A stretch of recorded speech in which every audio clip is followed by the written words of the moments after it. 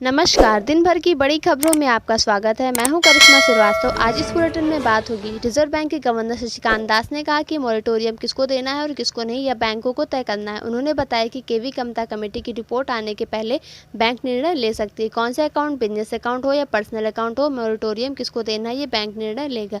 RBI के governor ने बताया कि केवी कमता कमेटी सिर्फ कुछ फाइनेंशियल पैरामीटर्स के बारे में उनके रिकमेंडेशन देंगे, जैसे डेट सर्विस कवरेज रेशो कितना होना चाहिए, इंटरेस्ट कवरेज रेशो कितना होना चाहिए। इस तरह के फाइनेंशियल पैरामीटर्स के बारे में वो रिकमेंड करेंगे, लेकिन किन किन को इनका बेनिफिट मिलना चाहिए वो आज भी बैंक डिसाइड कर सकते हैं।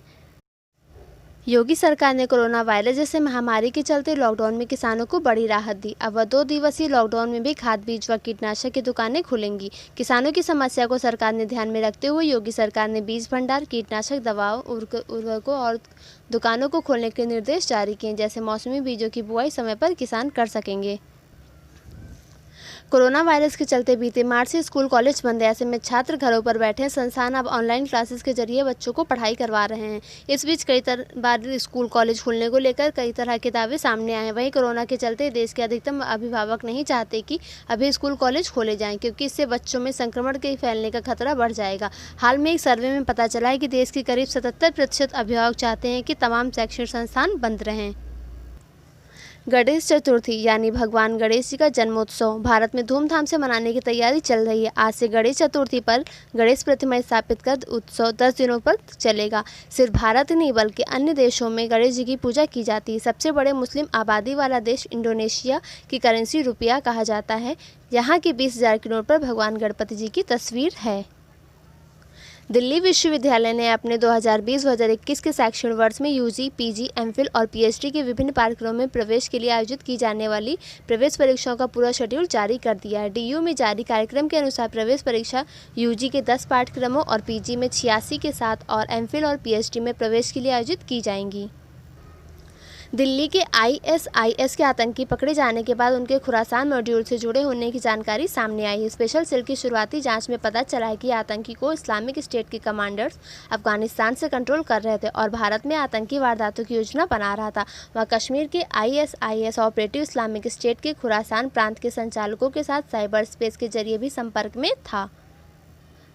कांग्रेस फिर से प्रधानमंत्री प्रवाह फंड के बारे में मोदी सरकार पर हमला किया है। पार्टी के प्रवक्ता रणदीप सुरजेवाला ने एक खबर पर हवाला देते हुए पीएम केयर्स फंड पर सवाल उठाना राष्ट्रविद्रोह है। सुरजेवाला ने एक ट्वीट में कहा कि सार्वजनिक धन से खरीदे गए वेंटिलेटर विफल हो रहे और अग्रिम भुगतान करोड़ों में किया जा रहा है। शीर्ष अदालत ने भी सीएजी ऑडिट के लिए नहीं कहा है।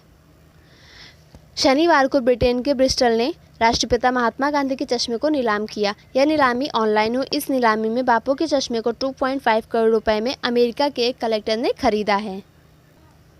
रेलवे में नौकरी की इच्छा रखने वाले युवाओं के लिए आवेदन का सुनहरा मौका है। रेलवे में 4,931 पदों पर भर्ती के लिए आवेदन मांगे गए, जिसमें से साउथ ईस्ट सेंट्रल रेलवे ने stenograph, fitter, technician, wireman, electric mechanic, RAC mechanic, welder, plumber, printer, carpenter, Turner समेत विभिन्न ट्रेडों में अप्रेंटिस के 432 पदों पर वैकेंसी निकाली है। जबकि नॉर्थ ईस्ट में रेलवे ने 4,499 पर भर्ती के लिए आवेदन मांगे हैं। अच्छी बात यह है कि इस भर्ती में के तहत 10वीं के पास उम्मीदवारों को भी बिना किसी परीक्षा की नौकरी मिलेगी। एसएससी ने दिल्ली पुलिस में कांस्टेबल के 5,886 पदों पर भर्ती को लेकर 2 अहम नोटिस जारी किए। एक नोटिस में एसएससी ने उस दिशा निर्देश में को दोहराया है जिसमें उन्होंने कहा है कि फॉर्म ऑनलाइन सबमिट करने के बाद उसमें करेक्शन या सुधार का मौका नहीं दिया जाएगा। आयोग ने नोटिस में कहा है कि आयोग को आवेदन करने वाले अभ्यर्थियों की ओर से ऑनलाइन परीक्षा फॉर्म में करेक्शन, बदलाव, फोटो बदलने या अन्य किसी कॉलम में सुधार करने के अनुरोध प्राप्त हो रहे हैं। अगर आपको हमारा यूट्यूब चैनल पसंद आता है तो प्लीज़ ज़्यादा से ज़्यादा लाइक और सब्सक्राइब करें और कमेंट में ज़रूर बताएं कि आप कौन से राज्य में रहते हैं, ताकि हम आपके राज्य का अपडेट आप तक पहुंचा सकें। Thank you, take care and good bye. जय हिंद, जय भारत, वंदे मातरम।